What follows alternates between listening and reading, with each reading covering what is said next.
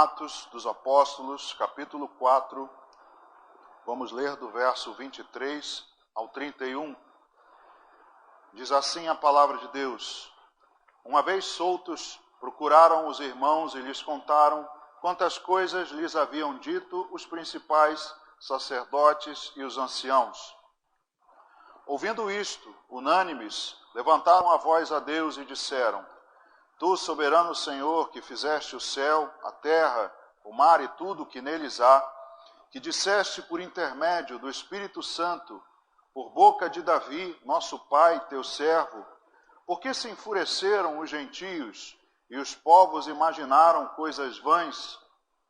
Levantaram-se os reis da terra e as autoridades ajuntaram-se a uma contra o Senhor e contra o seu ungido, porque verdadeiramente se ajuntaram nesta cidade contra o teu santo servo Jesus, ao qual ungiste, Herodes e Pôncio Pilatos, com gentios e gente de Israel, para fazerem tudo o que a tua mão e o teu propósito predeterminaram. Agora, Senhor, olha para as suas ameaças e concede aos teus servos que anunciem com toda a intrepidez a tua palavra, enquanto estendes a mão para fazer curas, sinais e prodígios, por intermédio do nome do teu santo servo Jesus. Tendo eles orado, tremeu o lugar onde estavam reunidos. Todos ficaram cheios do Espírito Santo e com intrepidez anunciavam a palavra de Deus. Amém. Jesus, te agradecemos pela tua palavra, o verbo vivo que esteve entre nós e ainda hoje nos alimenta, nos sustenta. Ó Pai, é disso que precisamos, é com essa expectativa que estamos aqui nessa noite. Queremos ouvir a tua voz. Não estamos aqui, meu Deus, para ouvir histórias humanas. Não, meu Deus, queremos algo que nos edifique, que nos faça ter fé, nos faça avançar, mesmo em meio a tantos problemas. Queremos, meu Deus, confiar no teu poder. Pai, fala conosco nessa noite, fala com cada um de nós. Alimenta, meu Deus, o nosso coração através da tua palavra. Que o Espírito Santo, meu Deus, possa fluir neste lugar, em nosso meio, usando a minha vida de acordo com a tua vontade, para que eu seja o teu instrumento e a tua palavra seja ministrada a todos nós. Assim oramos, Pai, e te agradecemos em nome de Jesus. Amém. Podem sentar. Amados, nós lemos um trecho do livro de Atos dos Apóstolos. Você também já deve ter me ouvido falar. O livro de Atos é o início, né?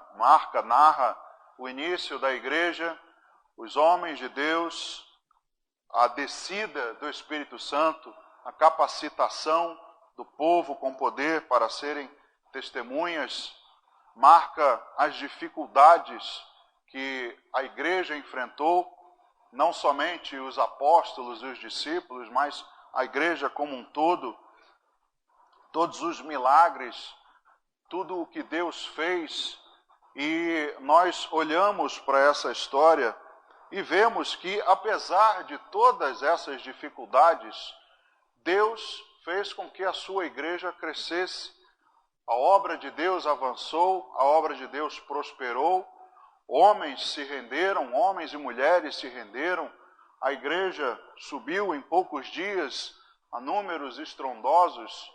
E o livro de Atos, então, nos mostra esse início, o caminhar da igreja, em meio a tantos problemas, tantas dificuldades, perseguições, mas como Deus agiu. Então, o início da igreja foi marcado por bênçãos e dificuldades. Eu diria até, irmão, sem medo de errar, que é no meio de mais dificuldades que Deus derrama mais bênçãos, faz mais milagres, faz coisas tremendas. E o livro de Atos mostra exatamente essas coisas. E a nossa vida também, irmãos, é assim. Nossa vida é marcada também por dificuldades, mas também bênçãos. Você crê que você é uma pessoa abençoada, apesar das dificuldades, apesar das lutas? Então a igreja avançou, Apesar disso, a igreja continuou, e eu tenho certeza que apesar do que enfrentamos hoje, do que você enfrenta, a igreja vai avançar, você vai avançar, nós passaremos por essas coisas, nós cremos nisso, porque o Deus que guardou, o Deus que operou, o Espírito Santo que agiu no início da igreja, é o mesmo que age hoje, que ministra hoje aos nossos corações e está em nós. Então Deus, ainda hoje, continua operando, continua governando, continua curando, apesar de todas as coisas que vemos, de tudo o que ouvimos, Deus continua. E amados, nessa mensagem nós vamos ver que nada impede o agir de Deus. Você crê nisso? Nada pode se levantar diante de nós que impeça o que Deus quer fazer. Se Deus tem uma promessa na sua vida, se Deus lhe deu algo, se você tem um futuro determinado por Deus para ser uma bênção, para ser alguém na obra de Deus, algum ministro, algum obreiro, seja lá o que for, seja lá qual for o seu dom, nada pode impedir. Aliás, a única coisa que pode impedir o agir de Deus nas nossas vidas somos nós mesmos. Você é o único que pode impedir o agir de Deus na sua vida. Porque Deus não impõe a ação dele. Deus deseja fazer. Mas se você deixar, se você se colocar à disposição dele, ele vai fazer. Então nós somos os únicos que podemos impedir essa ação de Deus. Então ele continua operando, governando, curando. Deus continua fazendo e nada vai impedir o seu agir. E a igreja primitiva, quando nós olhamos aqui esse texto, fala de Pedro e João, quando eles curam um homem, né, coxo, aqui diz no final, um pouquinho antes que nós lemos, ou acho que foi aqui no finalzinho, né, diz que esse homem, ele havia 40 anos, ele tinha esse problema, ele era coxo, estava ali sempre, à porta formosa, esperando que alguém lhe desse alguma esmola. E Pedro e João curam esse homem, e após curá-lo, pregam a palavra de Deus. E olhando para esse contexto aqui, do que nós lemos, quando se tem o desfecho e eles saem, a igreja encarou isso de uma maneira que talvez nós não vejamos hoje. Nós, quando nos acontecem esses problemas, nós talvez venhamos a ter uma reação diferente. Eles, em várias ocasiões, você pode ver aqui no livro de Atos, mais à frente, no capítulo 5, se não me engano, uma outra ocasião em que eles são, pelo sinédrio, são açoitados, são também repreendidos e são soltos mais uma vez.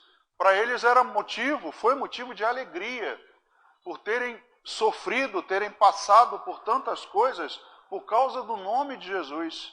Então veja a maneira como a igreja encarou os episódios, essas dificuldades, e como a igreja talvez agiria hoje, como nós talvez nos comportássemos com essas coisas, como nós fazemos.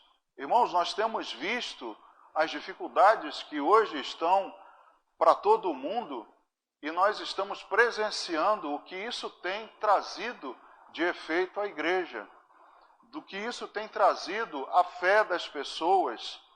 Então nós precisamos olhar para os textos bíblicos, as experiências da igreja no início, e olhar e entender que, como eu disse, nada vai impedir o agir de Deus. Nas épocas de maior dificuldade, maior opressão, maior dificuldade, Deus agiu de maneira mais poderosa ainda. Então nós precisamos aprender e endireitar o nosso rumo, olhar para esses episódios como uma bênção, como eles olhavam. E aí então nós avançarmos sem sermos envergonhados. Então, como nós estamos encarando? É a primeira pergunta que a gente faz diante de tudo isso, olhando para esse texto. Então, eu queria voltar com os irmãos no versículo 23 e 24 do capítulo 4, para que a gente leia de novo. Diz assim: uma vez soltos, procuraram os irmãos e lhes contaram quantas coisas lhes haviam dito os principais sacerdotes e os anciãos. Ouvindo isto, unânimes, levantaram a voz a Deus e disseram: Tu, soberano Senhor, que fizeste o céu, a terra e o mar e tudo o que neles há. Quando nós olhamos então para esses dois primeiros versículos, né, que nós lemos, nós vemos algo sobre a comunhão da igreja entre eles, entre os irmãos e com Deus. Algo que também nós falamos aqui no final de semana, comemoramos 22 anos da igreja aqui em São Cristóvão. E falamos também de como Deus olha e como Deus fala da igreja na Bíblia, não é? Mencionando ela como Sião, como Jerusalém. Foi dito aqui que a igreja é o lugar onde você deve estar, onde você deve criar sua família, onde você deve ter relacionamentos, amizades. Então esse texto também nos remete a essa comunhão entre nós e a comunhão com Deus. Porque a primeira atitude deles fica aqui evidente no versículo 23, porque uma vez soltos, o que eles fizeram? Foram procurar os amigos, foram procurar a família, foram procurar o patrão, eles foram procurar os irmãos. Veja o desejo de comunhão, o desejo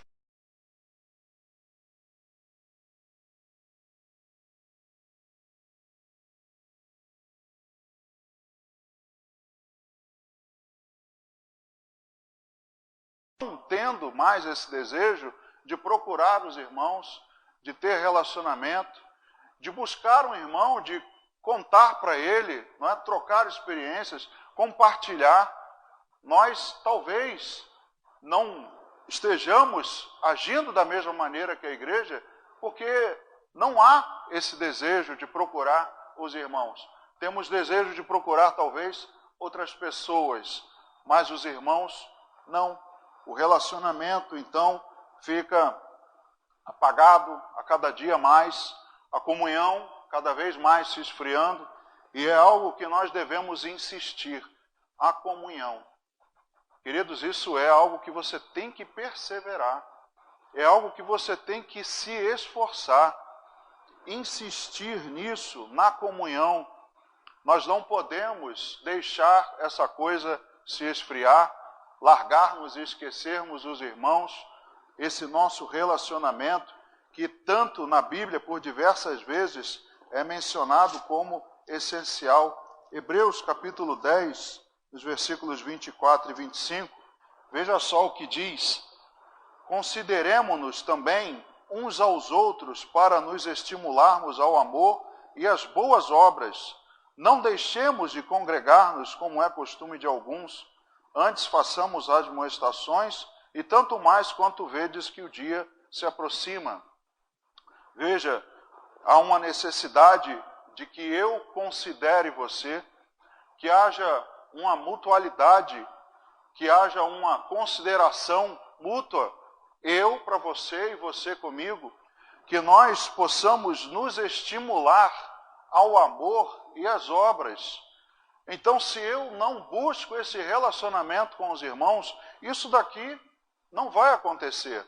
Não vai haver uma consideração, não vai haver um relacionamento, não vai haver amizade, e nós não vamos nos estimular ao amor e às boas obras. Amados, talvez hoje isso esteja faltando na igreja, estimular ao irmão ao amor e às obras, porque justamente estamos deixando essas coisas de lado, mas nós precisamos insistir, e foi exatamente o que eles fizeram. E aí, nessa procura, é necessário que a gente esteja despido do velho homem, da velha criatura, e que em nós habite a palavra de Deus. Porque se eu vou procurar a igreja, Se eu quero estimular um irmão ao amor e às boas obras, eu não posso fazer isso da minha cabeça, da minha opinião, eu tenho que fazer isso baseado na palavra de Deus. E a palavra de Deus está no coração daquele que é nova criatura, daquele que se rendeu, se despiu do velho homem e busca, através do que Deus nos ensina, falar, estimular, pregar. É isso que nós precisamos buscar. Veja o que Paulo diz à igreja em Colosso, lá no capítulo 3, no versículo 16. Paulo diz assim: habite ricamente em vós a palavra de Cristo. Instruí-vos e aconselhai-vos mutuamente em toda a sabedoria, louvando a Deus com salmos e hinos e cânticos espirituais com gratidão em vosso coração. Amados, como eu vou instruir alguém, como eu vou estimular alguém, como eu vou aconselhar alguém, se eu não tiver dentro de mim, no meu coração, a palavra de Deus? Como eu vou dar a alguém alguma coisa se eu não tenho? Não é o que a Bíblia diz, a boca fala do que o coração está cheio? Como eu vou te aconselhar? E olha o que diz aqui, mutuamente. Hoje as pessoas estão numa mania, não é? De que elas buscam alguém para ser aconselhada. Mas não existe esse mutuamente. Porque se você precisar aconselhar alguém, você não tem nada para dar. E aí como é que vai fazer? Como é que vai ficar essa via de mão dupla? As pessoas hoje querem o aconselhamento, querem o estímulo, principalmente do pastor, né? O pastor tem que estimular, o pastor tem que aconselhar, mas a Bíblia diz que isso tem que ser mútuo. Habite em vós a palavra de Cristo. Em todos nós ela tem que estar habitando, para que nós possamos nesse relacionamento. É por isso que os irmãos saíram logo para buscar os outros, a companhia dos outros, porque eles sabem que lá vão encontrar coisa boa. Ao passo que, quando nós não temos coisa boa para dar, ou não acredito que alguém pode me dar algo de bom, eu não vou procurar. Eu prefiro procurar outros, ou até alguém que vá me dizer aquilo que eu queira ouvir. Então, queridos, nós precisamos nos despir do velho homem e buscar a palavra de Deus abundante em nós, que seja algo rico no nosso coração, para que essa exortação, o aconselhamento aconteça. E outra coisa que eu olho aqui no capítulo 4, no versículo 24, é o seguinte: ouvindo isto, unânimes levantaram a voz a Deus e disseram: Tu, soberano Senhor, que fizeste o céu, a terra, o mar e tudo o que neles há. Amados, eles, assim que chegaram lá e contaram aos irmãos, unânimes, todos, isso quer dizer todos levantaram a voz a Deus, todos oraram, todos clamaram, todos levantaram as mãos santas em favor deles, em favor da igreja. Queridos, quem é que vai levantar as mãos santas por você? É o amigo? É o vizinho? É o colega do trabalho? Quem é, irmãos? São os irmãos, são aqueles que estão junto contigo, que são corpo contigo. Esses que vão e podem levantar as mãos santas em teu favor. Esses é que podem clamar a Deus por você, agradecer, interceder. São esses. Não são os outros do mundo, não são aqueles que você quer procurar nas ocasiões, mas são os irmãos, exatamente os irmãos que levantam as mãos. E mais uma vez, nesse caso foram unânimes. Queridos, aqui na igreja, entre nós, ou na igreja, de um modo geral, não vou limitar aqui ao nosso caso, mas a igreja que nós conhecemos hoje, será que isso acontece? Será que haveria um levantar de mãos unânimes em agradecimento, em clamor a Deus? É certo que não. Então, olhando para o comportamento deles naquele momento, ao ouvirem uma dificuldade aconteceu, um obstáculo surgiu, mas Deus agiu, Deus fez a obra, houve a procura pelos irmãos, o compartilhamento, porque isso também é uma exortação. O contar para os irmãos, buscá-los e dizer, olha, aconteceu isso, isso e isso. Isso é motivo de edificação para a igreja. Então, nesse momento, os irmãos, ouvindo isso, levantaram as mãos a Deus e agradeceram. Entenderam que um momento de dificuldade, um momento da luta, Deus agiu, Deus está controlando, Deus está governando, e é isso que eles fazem, porque há entre eles comunhão, há entre eles relacionamento e há amor.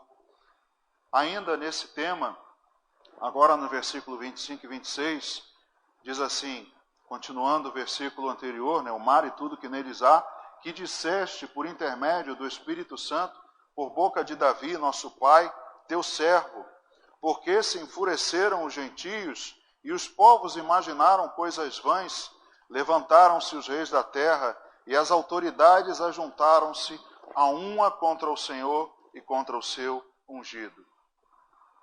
Algo que nós olhamos aqui, já tínhamos visto no versículo anterior, é a oração. Oração de uns pelos outros para todos vencermos. Amém? Eu oro por você, você ora por mim, para que todos vençamos. O meu desejo é que você vença. E o seu desejo deveria ser que eu vença também. Então nós devíamos ter essa prática de orar uns pelos outros. E aqui quando nós olhamos, vemos que orar para os apóstolos e discípulos era um hábito comum. É hábito comum para apóstolos e discípulos orarem? É comum para você? Será? Era comum porque eles aprenderam com Jesus, era praticado por todos. Você viu aqui, o livro de Atos, irmãos, é um tratado de oração, já falei isso para vocês. Tudo que a igreja ia fazer antes orava. Orava antes, no meio, depois, era oração em todo momento. Então, era comum para eles, eles viam isso. Para eles era algo normal.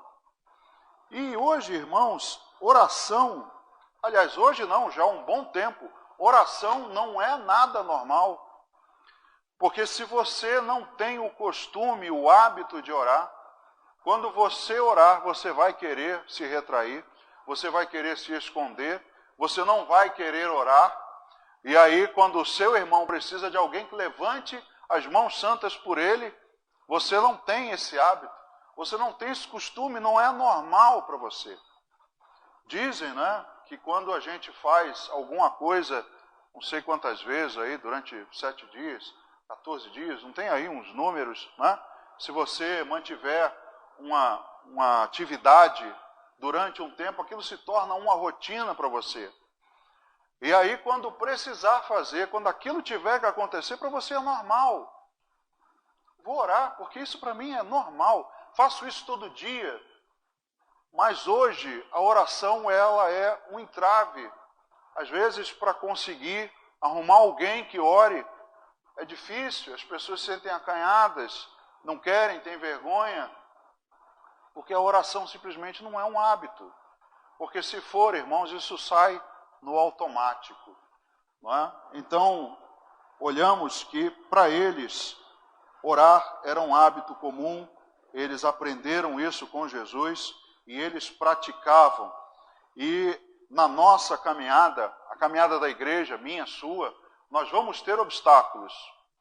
E se vamos ter obstáculos, precisamos orar. Eu preciso orar e preciso que você ore. Nós precisamos orar, porque a igreja enfrenta obstáculos. E nós precisamos orar.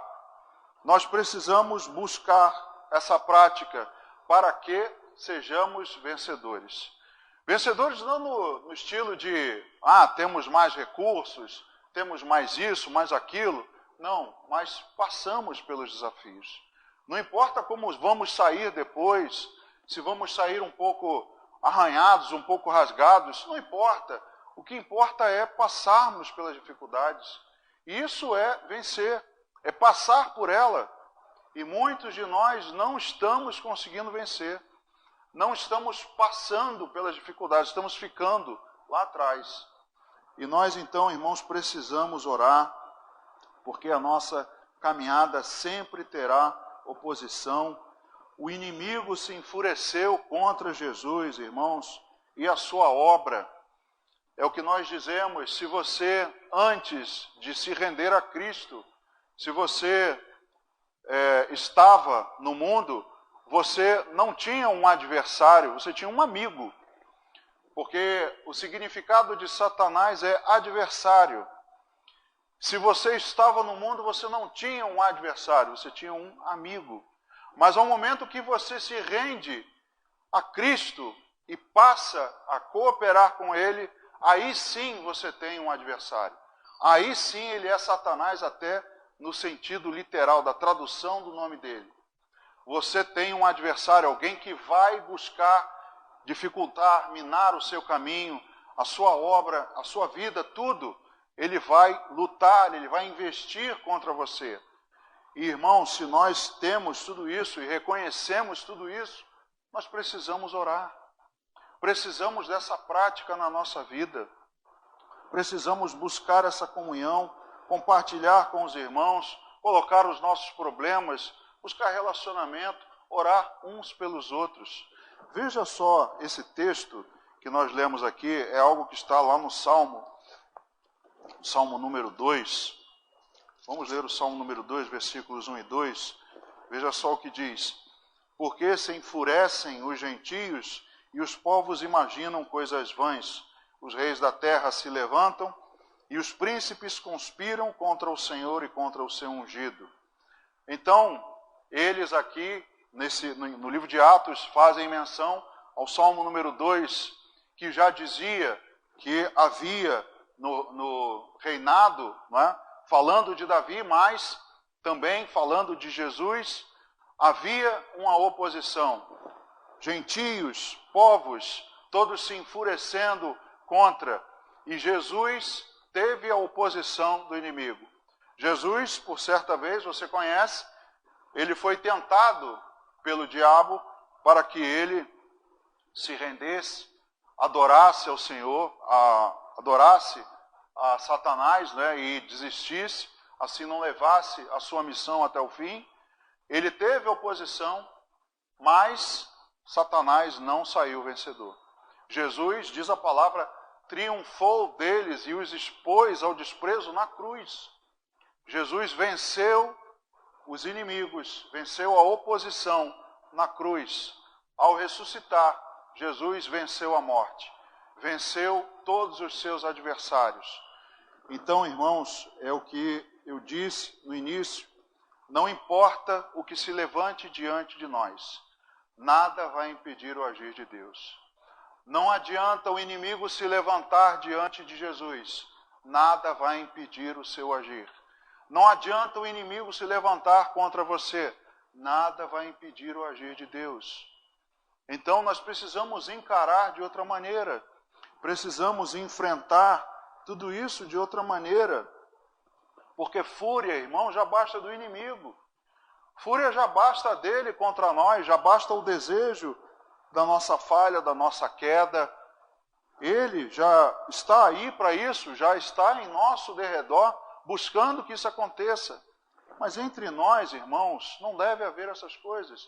Entre nós deve haver apoio, deve haver exortação, deve haver amor, deve haver essa busca, esse aconselhamento, essa palavra vinda do coração, palavra de Deus, para que a gente cresça junto, para que a gente avance. Eu preciso que você ore por mim, eu preciso orar por você. Nós precisamos, irmãos, aprender como a igreja se comportava, como a igreja fazia. Então, nós vimos que essas oposições, as nossas lutas, as nossas dificuldades, nada disso vai impedir o agir de Deus. Creia nisso. Nada vai impedir o agir de Deus na sua vida. Se for plano de Deus para a sua vida, não se preocupe, não se aborreça, não perca a sua calma, como disse Jesus, não se turbe o vosso coração.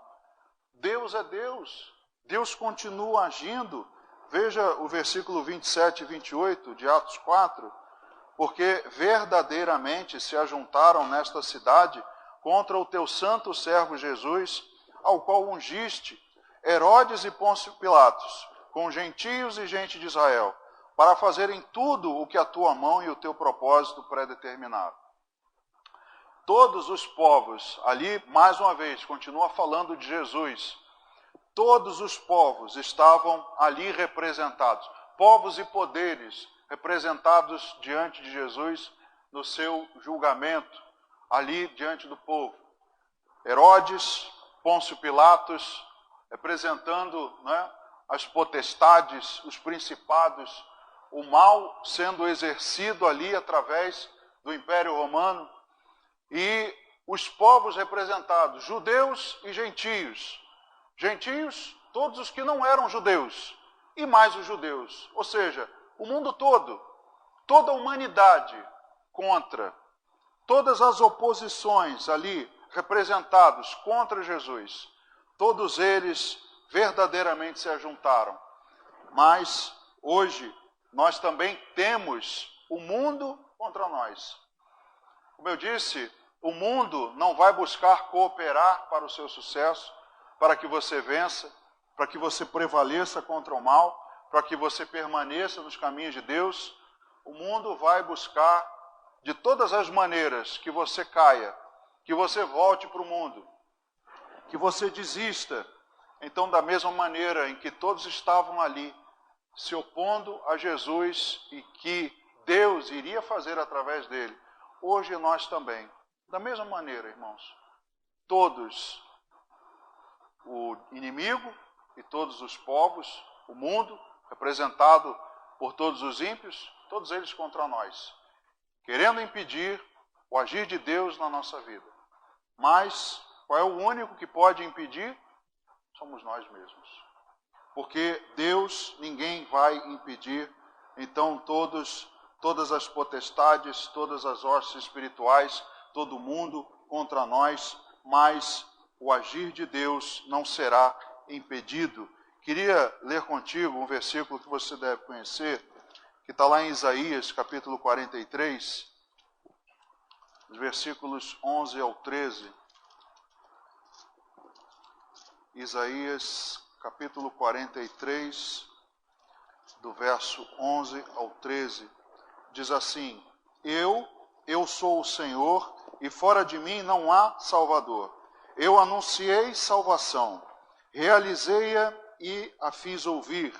Deus estranho não houve entre vós, pois vós sois as minhas testemunhas. Diz o Senhor, eu sou Deus. Ainda antes que houvesse dia, eu era, e nenhum há que possa livrar alguém das minhas mãos. Agindo eu, quem o impedirá? Você conhece, né? De vez em quando a gente louva, agindo Deus, quem impedirá? E aqui ele diz, eu sou o Senhor, fora de mim não há salvação.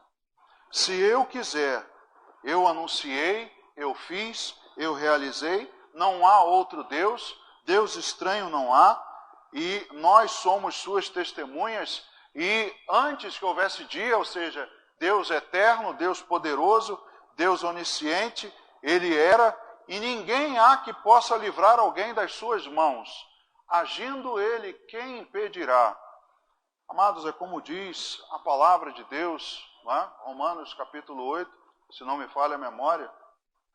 Quem nos separará do amor de Deus? Quem pode impedir o agir de Deus? Será altura, será profundidade, será o presente, serão as coisas do porvir, serão as potestades, os principados? Nada nos separará do amor de Deus que está em Cristo Jesus. Nada pode te afastar de Deus, nada pode impedir o agir de Deus na sua vida.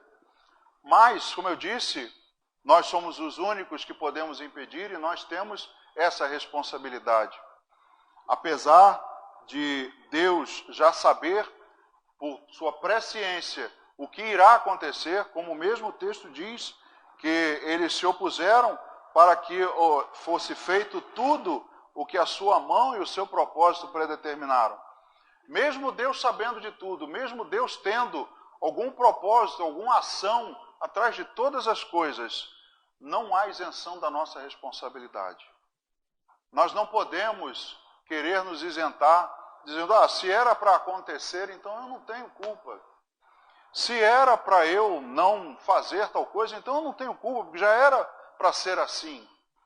Deus não inocenta ninguém dos seus atos, das suas responsabilidades. Como o próprio Jesus disse, é inevitável que venha o escândalo, mas ai daquele por meio do qual vem o escândalo. Nós temos nossas responsabilidades diante disso, diante do que Deus quer fazer. Deus não isenta nenhum de nós das nossas atitudes, não é pelo fato da sua presciência, do seu predeterminado agir, que nós estaremos isentos ou sem culpa. A responsabilidade dos nossos atos continua sobre nós. Só você, meu irmão, pode impedir o agir de Deus na sua vida. Só você pode atrapalhar. Então não atrapalhe. Não insista, não fuja. Deixe Deus agir, deixe Deus governar, conduzir a sua vida e as coisas acontecerão. Então Deus irá fazer, não importa quem se levante contra. Pode se levantar o mundo, os mares, as potestades, todos contra você. Se Deus determinou, se Deus decidiu, se Deus prometeu, as coisas vão acontecer. Então, acalme o seu coração, descanse o seu coração, encare as situações e as dificuldades de outra maneira. E nas lutas, nós vemos, não é, que nada vai se levantar que Deus não possa fazer, e muito pelo contrário. Nas lutas, como eu disse, onde mais há lutas, é que mais o poder de Deus se manifesta. Em meio às lutas, é quando Deus estende a sua mão. Nas mais difíceis situações, é quando Deus se manifesta. Versículo 29 e 30. Agora, Senhor, olha para as suas ameaças e concede aos teus servos que anunciem com toda a intrepidez a tua palavra, enquanto estendes a mão para fazer curas, sinais e prodígios, por intermédio do nome do teu santo servo Jesus. Amados, nós vemos na Bíblia várias passagens em que, com dificuldades tremendas, Deus agiu de maneira tremenda. Se tem que livrar o povo do Egito e Faraó está lá, não tem problema. Vou fazer coisas tremendas e vou livrar o povo. Se tem um mar diante do povo e não dá para passar, não tem problema. Vou fazer o mar abrir e as coisas vão acontecer. Se há povos fortes, se há povos gigantes que nos impedem de tomar a terra, não importa, Deus está conosco e vamos fazer. Então nós precisamos entender que quando Deus estende a sua mão, Ele continua fazendo curas, continua fazendo sinais e prodígios. E era assim no início da igreja. Atos capítulo 2, lá no versículo 43, nós vamos ver que havia o temor de todo o povo, porque os apóstolos faziam sinais, prodígios, maravilhas. O apóstolo Paulo, quando foi pregar, ele disse: eu não fui pregar entre vós com muita eloquência, com muita sabedoria humana, mas com manifestações de poder. Então, nós vemos que Deus continua estendendo a sua mão. E creia nisso, Deus continua estendendo a sua mão sobre a sua vida, para fazer milagres, para curar. Então é o momento da igreja clamar a Deus. É o momento de nós levantarmos a nossa voz, mãos santas, levantadas a Deus, clamando uns pelos outros, para vencermos, para avançarmos. É isso, irmãos, que nós precisamos nesse momento. Deus não está cego para as nossas necessidades, para não ver as ameaças. o que eles dizem é: olha, Senhor, para as ameaças deles, porque eles ameaçaram os apóstolos. Ameaçaram: vocês não podem falar, vocês não devem falar, se falarem nós vamos prender vocês, nós vamos chicotear vocês, vamos fazer isso, aquilo. Mas nada disso impediu a obra de Deus avançar. Então, Deus sabia das dificuldades, Deus sabia das ameaças, mas nada disso impediu, porque Deus não está cego. Veja a primeira epístola de Pedro, no capítulo 3, versículo 12. Já estamos caminhando para o fim. Diz assim: porque os olhos do Senhor repousam sobre os justos. Há justos aqui? Então os olhos de Deus repousam sobre você. Os olhos do Senhor repousam sobre os justos, e os seus ouvidos estão abertos às suas súplicas. Se você clamar, Deus ouve. Mas o rosto do Senhor está contra aqueles que praticam males. Deus está com os olhos sobre você e os ouvidos para as suas súplicas. Então Ele não está cego para ver as ameaças, para ver as dificuldades, para ver as doenças, para ver o desemprego. Nada disso está escondido aos olhos de Deus. Mas entenda, creia que Ele continua com a sua mão estendida para fazer curas, milagres e prodígios. Então, nesse momento, o que a gente faria? Quando eu disse, a igreja agiu de um jeito, e nós como faríamos? Provavelmente a gente reclamaria, né? Pô, meu Deus, eu estou te servindo, estou dedicando minha vida ao Senhor e a dificuldade veio, olha só o que aconteceu. Até reclama com Deus, murmura, xinga, faz o que for preciso. Mas eles, quando oram, eles dizem: Senhor, olha para as suas ameaças, mas faz o quê? Concede aos teus servos intrepidez para anunciar a palavra. Senhor, olha para essas ameaças aí, olha para essas dificuldades e oposições, mas me concede intrepidez para pregar a palavra. Amados, muitos de nós iriam reclamar com Deus e iriam abandonar, não iam pedir nada. Jamais eu vou pedir intrepidez. Estou passando uma dificuldade, um monte de coisa me aconteceu.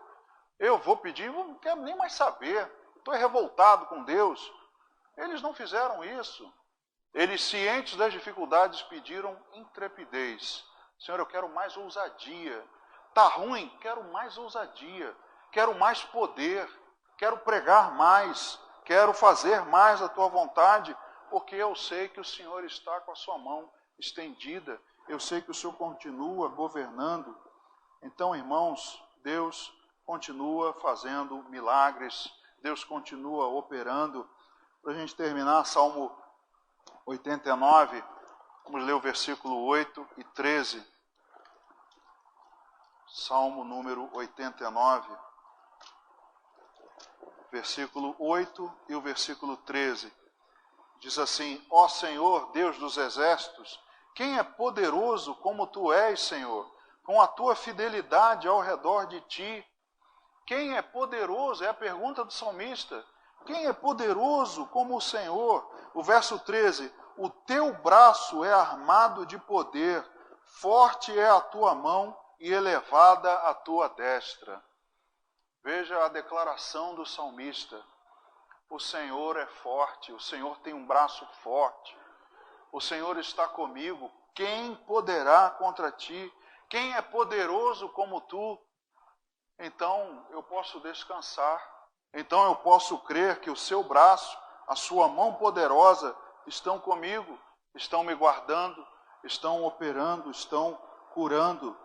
E o dia a dia de uma igreja em que Cristo reina é marcada por manifestações de milagres e poder. Você crê nisso? Se você crê, o seu dia a dia é marcado por isso. Manifestações de poder, milagres de Deus. Pastor, mas eu não estou vendo isso. Meu querido, creia. Manifestações de poder.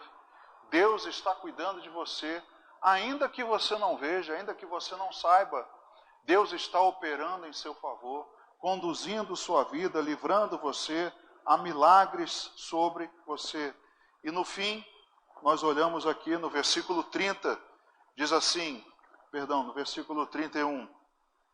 Tendo eles orado, tremeu o lugar onde estavam reunidos. Todos ficaram cheios do Espírito Santo e com intrepidez anunciavam a palavra de Deus. No fim, nós vemos a aprovação de Deus para essa nossa conduta. Foi o que aconteceu, a maneira como eles reagiram, Deus aprovou. No final, o lugar tremeu onde eles estavam.